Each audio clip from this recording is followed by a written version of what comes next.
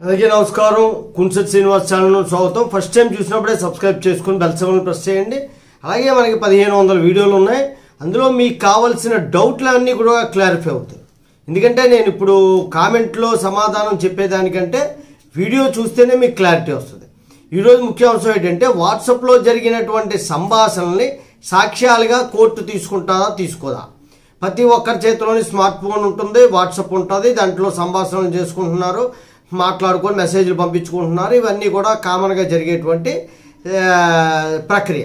ఇందులోని అదే evidence act 1872 ప్రకారము అందులో ఆ సంభాషణ జరిపినటువంటి విషయాలు సాక్ష్యాలుగా పనిచేస్తాయా. దీని మీద ఒక కేసు వచ్చింది. ఢిల్లీ కన్జ్యూమర్ కోర్టులో ఇదే విషయాన్ని ధృవీకరిస్తూ తీర్పు చెప్పారు జస్టిస్ సుబ్రహ్మణ్య ప్రసాద్ గారు. దీని మీద అప్పుడు ఢిల్లీ హైకోర్టుకు వచ్చింది. హైకోర్టులో విచారణ జరిపిన తర్వాత ఏమన్నారంటే దేనికంటే డెల్ అనేటువంటి సంస్థ ఒకటి ఉంది. ఈ మీకు ల్యాప్టాప్లు అవి ఎక్కువగా వాడేవాళ్ళు తెలుస్తుంది. డెల్ ఇంటర్నేషనల్ సర్వీస్ అనేటువంటిది ఉంది. ఆ సంస్థపై ఒక ఆయన ఫిరోజ్ అని ఒక ఆయన కేసు వేశారు. కన్జ్యూమర్ కోర్టులో వేశారు. కన్జ్యూమర్ కోర్టు ఇదే తీర్పిస్తే వాళ్ళు ఏం చేశారంటే ఢిల్లీ హైకోర్టుకి వెళ్ళారు. ఢిల్లీ హైకోర్టు ఏమందంటే వాట్సాప్ మీకు కాగితం రూపంలో జరిగినటువంటి సంభాషణల్ని మాత్రమే సాక్ష్యాలుగా తీసుకుంటాం, కానీ డాక్యుమెంటరీ ఆధారం లేని వాటిని మేము సాక్ష్యాలుగా స్వీకరించమని చెప్పేసి తేల్చి చెప్పారు. పిటిషనర్ కాపీలు అందుబాటులో లేకపోవడం వల్ల వీళ్ళు ఏం చేశారంటే కౌంటర్ దాఖలు చేయడం ఆలస్యమైంది. దీని మీద జరిగినటువంటి కేసులో వీళ్ళు హైకోర్టు దాకా వెళ్ళవలసి వచ్చింది.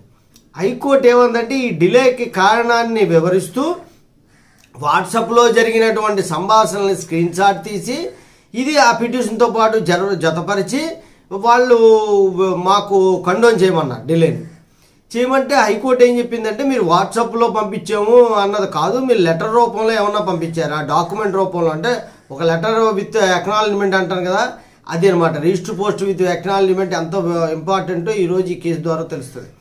వాట్సాప్లో జరిగినవన్నీ స్క్రీన్ షాట్ తీసి పెట్టినంత మాత్రాన్ని మేము కన్సిడర్ చెయ్యము, ఖచ్చితంగా డాక్యుమెంటరీ ఎవిడెన్స్ ఉండాలి అని ఢిల్లీ హైకోర్టు చెప్పింది. అంటే వాట్సాప్లో జరిగిన ఏ సంభాషణల్ని కూడా ఆ హైకోర్టు ప్రకారం అవి సాక్ష్యాలుగా కన్సిడర్ చేయరు.